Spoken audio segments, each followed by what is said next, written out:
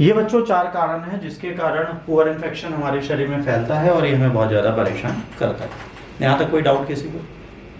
फिर आगे चलें।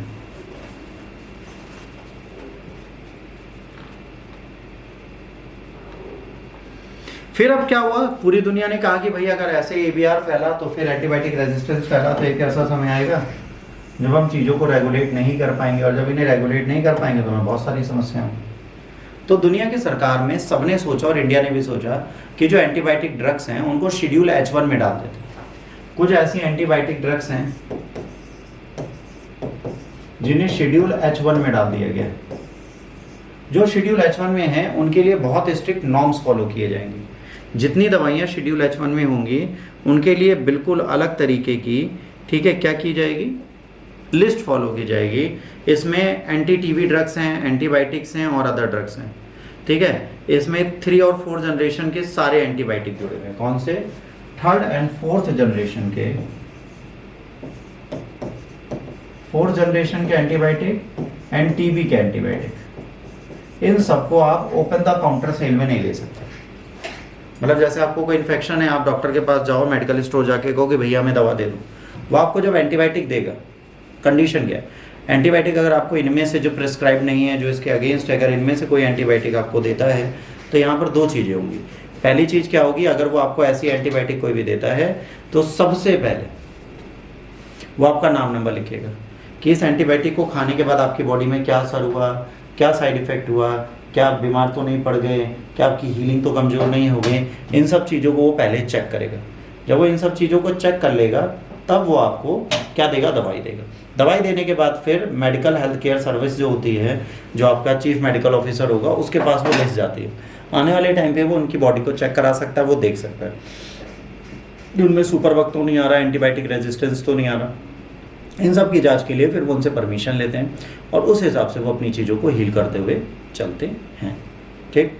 तो अब यहाँ पर क्या होगा, उनका रिकॉर्ड मेंटेन करना होगा। और कब तक रखना पड़ेगा? 3 साल तक। अगर कोई मेडिकल स्टोर आपको शेड्यूल H1 की एंटीबायोटिक देगा तो एक रजिस्टर मेंटेन करेगा और इसको 3 साल के लिए अपने पास रखेगा। सेल ऑफ मेडिकेशन से 3 साल तक आपकी डिटेल्स और मोबाइल नंबर उसके पास होना जरूरी है, वो उसे बदल नहीं सकता। और वो कभी भी अगर इंस्पेक्शन के लिए सरकार मांगती है तो उसे इंस्पेक्शन कराना पड़ेगा, ठीक। इसके बाद रेड लाइन कैंपेन स्टार्ट हुआ। अगर आप कभी कोई एंटीबायोटिक देखोगे तो उस एंटीबायोटिक में बहुत इंपॉर्टेंट ट्रेट है, ठीक है।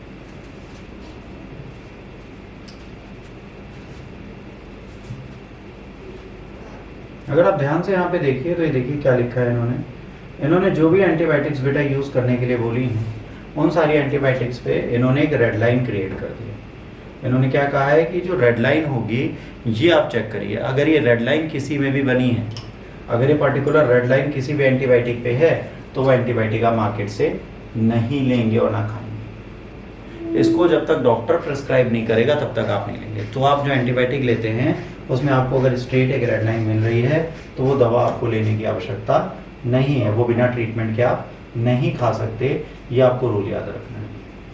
अब देखिए एंटीबायोटिक रेजिस्टेंस कैसे जाता है, जानवरों से भी जाता है क्योंकि ह्यूमन नॉनवेज खाते हैं, फिशरीज से भी जाता है, ड्रग्स से भी जाता है। तो बहुत सारे ऑप्शंस होते हैं जिनको यहाँ पर इन्होंने दिखाया है, ठीक। तो ये antibiotic resistance super bug alert दिखा है। देखिए 2 लाख लोग तकरीबन, ठीक है, एक्सट्रीमली ड्रग रेजिस्टेंट टीबी से हर साल मर जाते हैं। क्यों?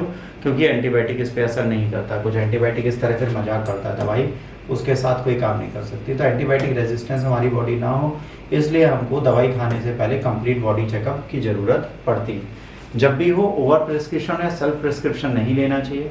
एंटीबायोटिक एनिमल्स को खाने में नहीं देना चाहिए। फार्मा कंपनी को भी अपना सेफ डिस्चार्ज करना चाहिए, जो उनकी गंदगी है उसको सेफली हटाना चाहिए। कोई भी न्यू एंटीबायोटिक डेवलप नहीं करनी चाहिए। हमें कोशिश करनी चाहिए कि एंटीबायोटिक के कैंपेन को हम सीरियसली देखें और कोई भी रेड एंटीबायोटिक, जो रेड लाइन कैंपेन वाली एंटीबायोटिक हैं, उनको हमारे शरीर के अंदर आने से रोकें। और सरकार इसके लिए प्रयत्न करेगी तभी बेटा हो पाएगा। जब तक सरकार कोशिश नहीं करेगी तब तक यहाँ पर कोई काम नहीं किया जाएगा। आपको याद होना चाहिए एंटीबायोटिक रेजिस्टेंस एक बहुत इंपॉर्टेंट चैलेंज है और अगर इससे आपको बचना है तो रेड लाइन कैंपेन को फॉलो करना पड़ेगा। तो एंटीबायोटिक क्या होगी? एंटीबायोटिक को एंटीबैक्टीरियल दवाएं भी बोलते हैं, जो बैक्टीरिया के ग्रोथ को रोकता है ना। अब एंटीबायोटिक रेजिस्टेंस क्या होता है? एंटीबायोटिक रेजिस्टेंस जब बैक्टीरिया बना लेता है तो दो तरीके के वो ट्रांसफर करता है। बहुत ध्यान से समझना, जब कोई बैक्टीरिया एंटीबायोटिक बना लेता है तो दो तरीके के ट्रांसफर करता है। पहला करता है हॉरिजॉन्टल जीन ट्रांसफर, दूसरा करता है वर्टिकल जीन ट्रांसफर। पहला करता है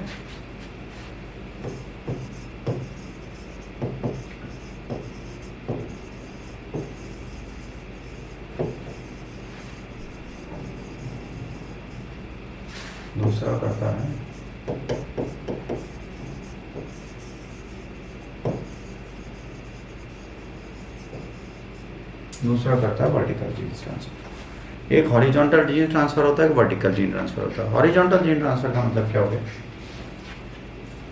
एक बैक्टीरिया आपके शरीर में बैठा था, क्या लेकर? Antibiotic resistance. इसके बाद आपकी बॉडी में एक नया इन्फेक्शन आया, ये आया और ये बढ़िया मर रहा था। इसको जैसे एंटीबायोटिक दी ये मरने लगा, मतलब जो इसकी ये वॉल थी ये हल्की पड़ती चली गई, अब ये मर रहा था। ठीक, तभी इस बैक्टीरिया की बात हुई। कह रहा भाई तू इतना क्योर कैसे?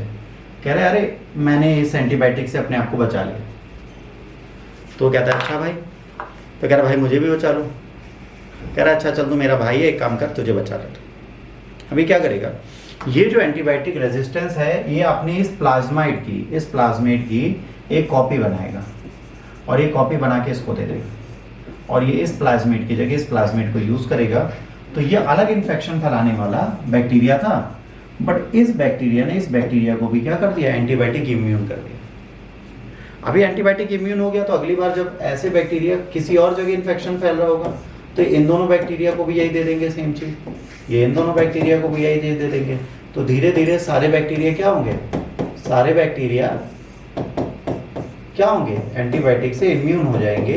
किसी भी प्रजाति के हों, किसी भी जाति के हों, ये हमारे लिए खतरा बन जाएंगे। तो अगर सारे एंटीबायोटिक रेजिस्टेंस हो गए हॉरिजॉन्टल जीन ट्रांसफर से तो क्या होगा? ये एंड ऑफ द वर्ल्ड होगा।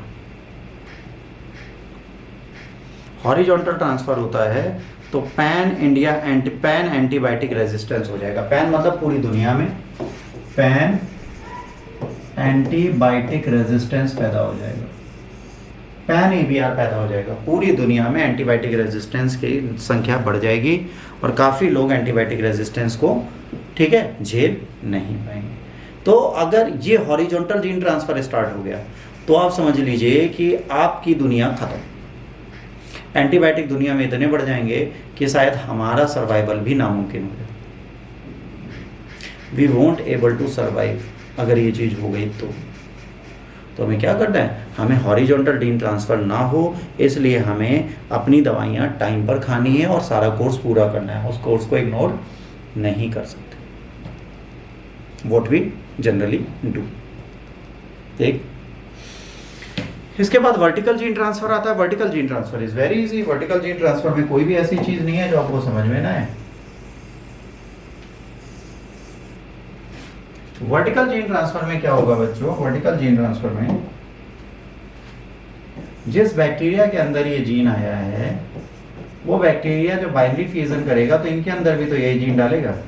मतलब एक पर्टिकुलर जो बीमारी थी उसमें अब जो बैक्टीरिया पैदा होंगे उनके अंदर वो पर्टिकुलर जीन हमेशा मिलेगा। तो ये वर्टिकल हो गया, मतलब एक ही प्रजाति के लोगों के अंदर वो इम्यूनिटी आ जानी। तो वो एंटीबायोटिक जो होंगे, जो एंटीबैक्टीरियल EBR रेजिस्टेंस होगा वो वर्टिकल जीन ट्रांसफर होगा। That will be known as vertical gene transfer। इसको हम क्या बोलते हैं? इसको हम बोलते हैं वर्टिकल जीन ट्रांसफर। ये वर्टिकली जीन को ट्रांसफर कर रहा है।